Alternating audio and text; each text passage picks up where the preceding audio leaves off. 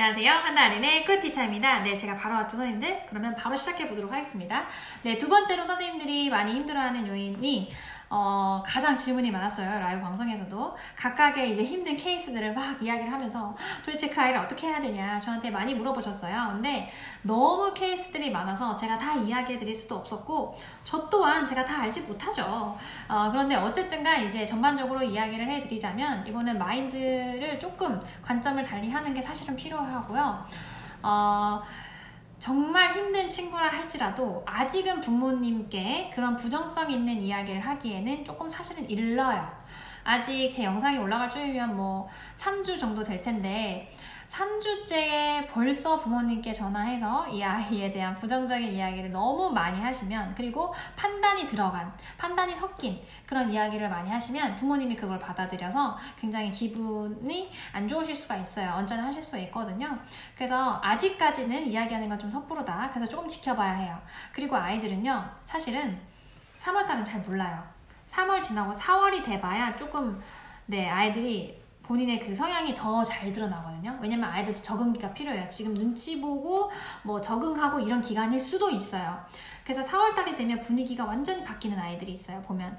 그리고 혹은 선생님들을 힘들게 했던 아이들이 더 힘들게 바뀐다거나, 그러면 그때 그냥 그 상황에 대해서 얘기를 해버리면 되는데, 지금 이 상황에 대해서 얘기했다가 그때 더 힘든 걸 말하면은 조금 그거는 부모님 입장에서는 자꾸만 더 나빠지는 거 아닌가 하는 생각만 들게 하거든요. 이 원에 와서 나빠지는 거 아닌가? 뭐 이런 생각이 들 수도 있어서 아직은 섣불러요, 선생님들. 그래서 좀 지켜보는 게 좋고요. 지금 지켜보면 지금 내가 너무 힘든데 그럼 어떻게 해야 되냐 싶을 거예요. 가만히 있는 게 아니에요. 지켜보면서 선생님은 다양한 방법을 아이한테 해보셔야 돼요.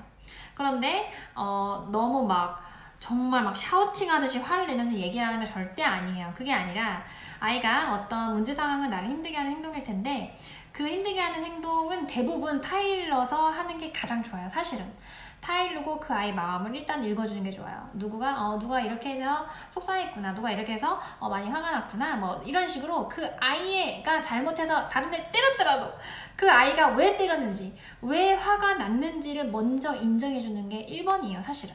그래서 일단은 그런 걸로 아이들한테 접근을 하시고, 그 다음에 아이가 안 되는 행동을 했죠.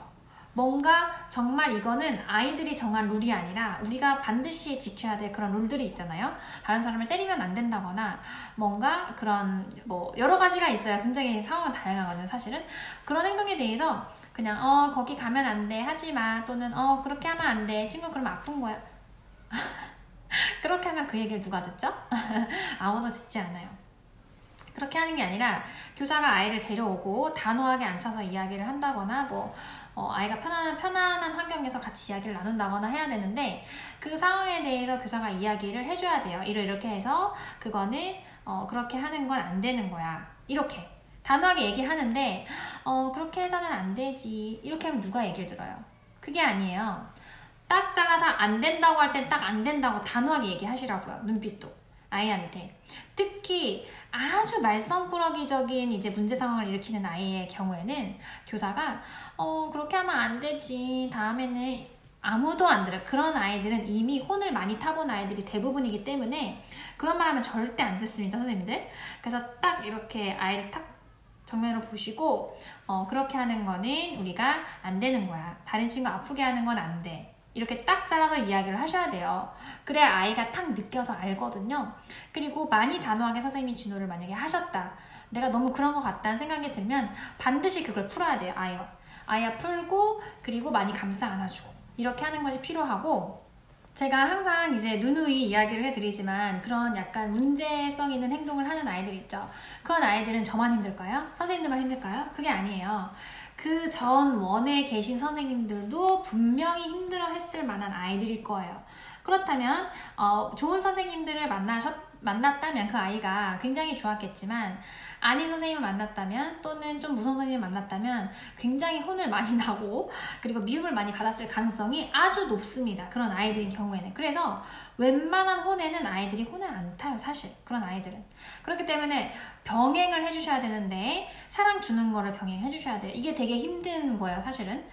저 또한 뭐 이렇게 하기까지가 굉장히 오랜 시간이 걸렸죠. 저도 막 아이한테 막 이렇게 혼내주지 막 말하고 되게 무섭게 하고 막 이런 시간들이 길어요. 사실은 저도 그걸 다 겪었기 때문에 뭐가 가장 효율적인지 제가 이제는 알아서 선생님들께 이야기를 해드리는 거예요. 그런 말썽꾸러기일수록 선생님들이 더 감싸 안고 더 내 편으로 만들고 더 누구보다 칭찬을 많이 해주면 그 아이가 달라질 가능성이 굉장히 높아요. 물론 그렇게 하기까지가 선생님들이 오래 걸리지만 그 과정이 그 아이를 변하게 할 거예요. 그리고 결국엔 그게 선생님을 편하게 할 거예요. 그래서 그거를 반드시 기억하시고, 그리고 제가 예전에 제 영상에서 뭐 올려드렸던 왜 우리 반에 왔니? 뭐 그런 영상이 있었을 거예요. 이 아이가 도대체 왜 우리 반에 왔나 하는 생각을 들게 하는 그런 아이에 대한 관점을 바꾸는 영상이 있어요. 제 생각이에요, 사실은 그게. 그런데 그 영상이 아마 이렇게 힘든 상황에 처한 선생님이라면 도움이 될 거라고 생각하고, 제가 상세 페이지에 링크도 걸어놓고 여기 위에 지금 제가 관련 영상으로도 올려놓을 테니까요. 한번 보시고 도움 받아보신 선생님들은 받으셨으면 좋겠습니다. 네, 그리고 잠깐 여기서 얘기를 하자면, 만약에 그 문제 행동이 너무나도 과해요. 그런 경우에는 미리 한 3, 4주 때부터 부모님에게 뭐 칭찬사항도 같이 곁들여서 이야기를 하면서 뭐 이렇게 지내요 뭐 이렇게 얘기를 하면서 있었던 에피소드 정도는 얘기할 수 있어요. 한 4주, 3주 정도 됐을 때. 근데 그거에 대해서 뭐 교사의 뭐 또 다른 판단이나 언급은 그렇게 하시지 않는 게 좋고, 근데 이 아이가 진짜 우리가 지도하기 힘든 아이야 이랬을 경우에는 4월달 되면은 상담에 바로 들어가셔야 돼요. 이런 아이는 상담에 바로 들어가셔서 얘기를 하셔야 되는데, 3월달 말부터 이 아이가 어떻게 지냈는지 에피소드를 얘기하지 않았다가 4월 돼서 갑자기 푹 말하면 부모님이 정말 깜짝 놀라세요.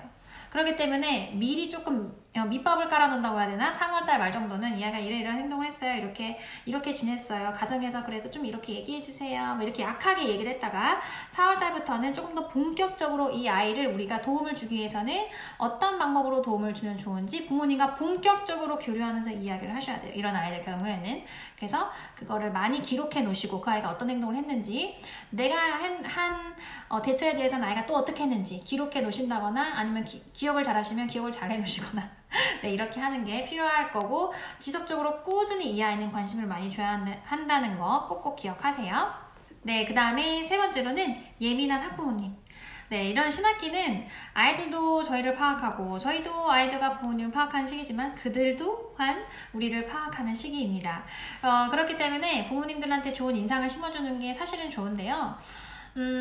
어쨌든 간 부모님들이 뭐 요구를 많이 할 때가 있어요. 예민한 부모님일수록 요구를 많이 할 때가 있는데, 그 요구에 안 돼요 이렇게 탁 잘라서 이야기하지 마시고, 저는 그런 스타일이에요. 저는 딱 잘라서 하시는 선생님들도 물론 계세요. 카리스마 넘치는 선생님들은 그렇게 하시는데, 저는 막 그렇게 딱 잘라서 안 돼요 어머니 막 이렇게 하는 스타일 아니거든요.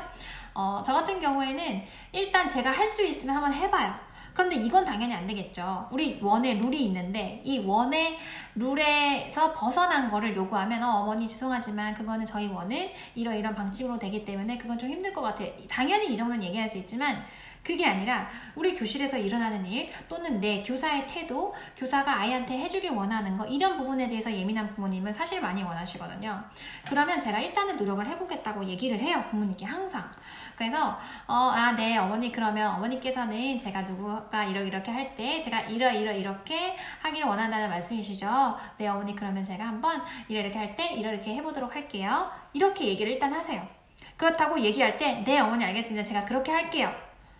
단정 짓지 마시고요. 어려운 내용일수록 단정 지으면 안 돼요. 쉬운 건 단정 지어도 되지만.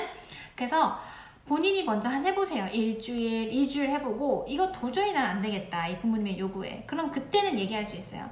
어머니 뭐 그때 이렇게 한 대로 해봤는데 하면서 얘기를 하시는데, 이때도 내가 귀찮아서 내가 피곤해서 안 하겠다 이렇게 하면 절대 안 되고, 아이가 내가 이렇게 했더니 어머니 말한 대로 했더니 아이가 이런 반응을 보였고, 또 그래서 아이가 이렇게 했을 때는 더 아이한테 안 좋은 영향을 미친다. 이게 발견이 되면 이제 못하겠다고 얘기를 하는 거예요.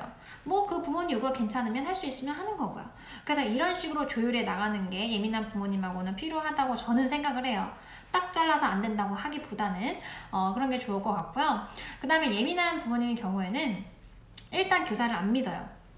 그리고 굉장히 의심이 많고 아주 저희를 많이 간을 보고 뭐 테스트를 한다거나 약간 이런 식의 그렇게 하시는 부모님들도 간혹 계시거든요. 사실은 굉장히 힘들어요. 이런 부모님들의 경우에는. 그래서 어떻게 하냐면 우리가 사실은 교사가 딱 보면 알거든요. 근데 초임 선생님은 모를 수 있지만 조금만 경력이 있으면 알아요. 이 부모님 조금 어떤 스타일이다. 좀 예민하신 분이다. 이렇게 생각 들죠? 그러면 그 부모님은 자주 그냥 전화를 드려보는 게 나아요. 왜냐면 그 부모님이 알아서 전화가 자주 오는 경우가 사실은 많거든요. 그렇기 때문에 교사가 이 아이는 특히나 더 관찰을 더 잘해버리는 게 나아요. 물론 모든 아이들을 다 관찰하지만 우리가 다 관찰한다고 다 전화를 하지는 않거든요. 사실은 너무 많은 아이들이 있기 때문에 그런데 이 예민한 부모님의 경우에는 아주 세세한 것까지도 다 얘기해주기 원하시는 분들이 너무나도 많고, 그리고 그 예민한 부모님의 아이는 우리가 관찰할 수밖에 없어요. 왠 줄 아세요? 예민한 부모님의 아이는 아이도 거의 90% 예민합니다. 아주 예민해요. 그래서 이 아이 또한 친구의 어떤 행동에 대해서 하고 마음의 상처를 쉽게 입는다거나 뭔가 기분이 상하다거나 이런 일이 굉장히 많이 일어나요. 그래서 관찰할 수밖에 없고, 그런 관찰한 내용에 대해서 내가 아이랑 어떤 대화를 나눴는지, 그리고 어떻게 해결을 했는지 부모님께 이야기해 주는 게 가장 좋아요. 그럼 부모님은 선생님이 우리 아이에 대해서 어느 정도 파악을 하고 있구나, 우리 애에 대해서 굉장히 잘 알고 있네, 잘 관찰하고 있네, 이런 전화 횟수가 쌓이면 쌓일수록 부모님이 신뢰를 하게 됩니다. 그리고 더 중요한 건 이 아이가 선생님을 좋아하도록 만들어버리는 거예요. 그래서 이 예민한 아이들은, 사실 예민한 아이들이 문제 상황의 아이들과 좀 겹칠 수도 있거든. 사실은 비슷해요. 선생님 힘들게 하는 아이들이니까. 그러면 제가 더 많이 사랑해주고 아주 많이 안아주고 막 아이가 좋아할 만한 이야기를 많이 해주고 그렇게 하는 거예요. 애들이 다 느끼거든요. 그럼 집에 가서 아이가 우리 선생님 너무 좋아, 우리 선생님이 나 제일 좋아한다고 했어, 나 제일 사랑한다고 했어, 막 이렇게 하면서 엄마한테 계속 그 이야기를 하는 거예요. 예민한 아이들은 거의 다 얘기를 잘해요. 아주 하나하나 상세하게 얘기를 잘하거든요. CCTV처럼 엄마 아빠한테 다 보고한단 말이에요, 걔네가. 그렇기 때문에 그거를 얘기하도록 하면서 나를 좋아하게 만들면 우리 아이가 선생님을 너무 좋아해? 그럼 부모님이 싫어할 수가 없어요. 부모님 또한 선생님이 우리 아이를 너무 사랑해주고 너무 잘해주는구나. 그러면 부모님이 선생님을 신뢰하고 믿을 수밖에 없어요. 그래서 이렇게 만드시는 것이 예민한 부모님을 내 편으로 만드는 가장 좋은 방법이라고 할 수 있습니다. 네, 지금 두 번째, 세 번째에 대해서 제가 이야기를 해봤는데요. 그 다음에 또 영상을 끊어서 가겠습니다. 이 영상 꽤 길어지겠는데요. 총 다음 영상까지 하면 3개의 영상으로 구성이 되겠네요. 네, 그러면 다음 영상에서도 또 바로 오도록 하겠습니다. 네, 오늘 제가 올려드린 이 영상도 선생님들께 많은 도움 됐으면 좋겠습니다. 그럼 우리 다음 영상에서 만나요. 안녕!